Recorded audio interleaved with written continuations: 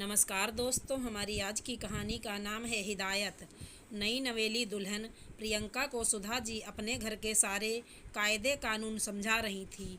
बहू, मेरे घर में ऐसा नहीं होता, वैसा नहीं होता, ऐसे रहना पड़ता है, ससुर जी से पर्दा करना होता है, और हाँ, ससुर जी के सामने तुम अपने पति से बात भी न करना, ससुर जी के सामने ऊंचे आसन पर मत बैठना, वगैरह वगैरह। प्रियंका सारी बातें बड़े गौर से सुन रही थी, क्योंकि उसे उस पर अमल जो करना था, क्योंकि ऐसी सलाह विदाई के समय उसकी माँ ने उससे कहा था, बेटी, बड़ों की बातों का मान रखना। प्रियंका भी लग गई थी अपनी सासू माँ की अपेक्षाओं को पूरा करने में। प्रियंका के ससुराल में उसके अलावा उसके ससुर, सास सुधा जी और उसके पति कौशल थे।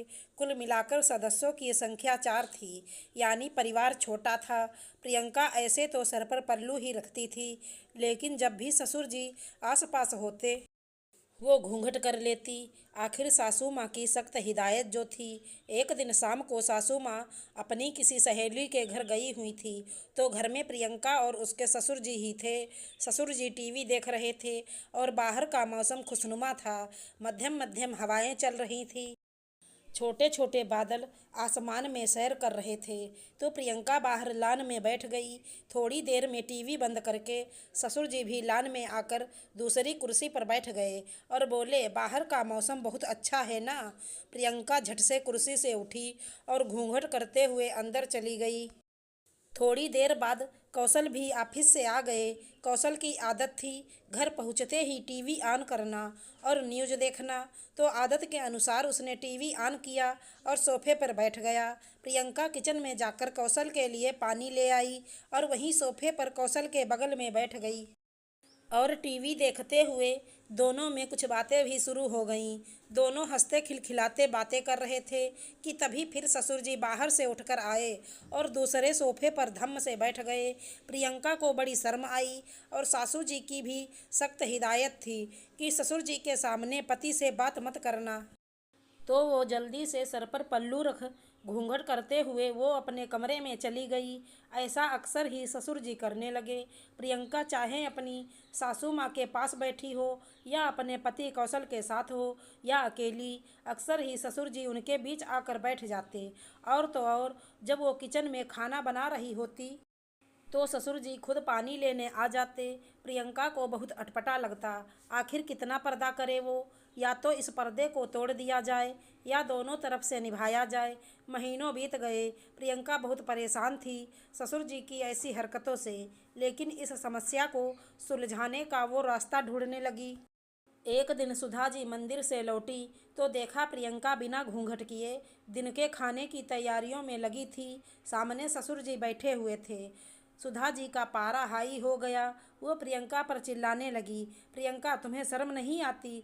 सामने तुम्हारे ससुर जी बैठे हैं और तुम बिना पर्दा किए बैठी हो। तुम इस रिश्ते की और शर्म की दीवार को लांघ रही हो। रिश्ते की कोई मर्यादा ही नहीं है।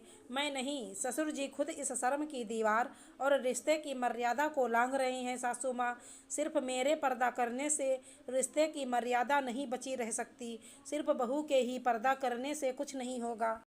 ससुर जी को भी रिश्ते की मर्यादा समझनी होगी। उन्हें भी शर्म का पर्दा करना होगा। मैं बार बार पर्दा करती रहूं और ससुर जी इस पर्दे की सीमा को लांघते रहें, तो क्या मेरा पर्दा करना सफल होगा? तो क्या रिश्ते में कोई मर्यादा बचेगी? प्रियंका ने अपनी बात रखी। पागल हो गई हो? पुरुष भी कहीं पर्दा करते हैं भला? पर्दा करना और शर्म करना सिर्फ स्त्रियों को शोभा देता है। गुस्से में चीखते हुए बोली सुधा जी, यही तो गलत है माँ जी। ये सारे नियम कायदे सिर्फ स्त्रियों के लिए क्यों बनाए गए हैं? रिश्ते की मर्यादा तभी तक बनी रहती है जो दोनों छोर से उसे मर्यादित बनाया जाए। मैं उन्हें देखते ही घूंघट कर लूं और वो जहां मैं और मेरे पति बैठे हों वहां आकर बैठ जाएं। क्या उन्हें नहीं सोचना चाहिए कि बेटे बहू बैठे हैं तो मैं वहां ना बैठूं? मुझे इस बात का बुरा नहीं लगता माँ जी कि वो मुझसे बात करने की कोशिश करते हैं या मेरे पास आकर बैठ जाते हैं, जैसे मेरे पापा वैसे ससुर जी भी मेरे पापा ही हुए। बुरा तो इस बात का लगता है कि आपने इतनी पाबंदियां लगा रखी हैं तो ससुर बहू के बीच पिता और बेटी का रिश्ता नहीं बन पा रहा। मैं अपने पापा के सामने कौशल से बात कर सकती हूँ, तो पापा जी से क्यों नहीं?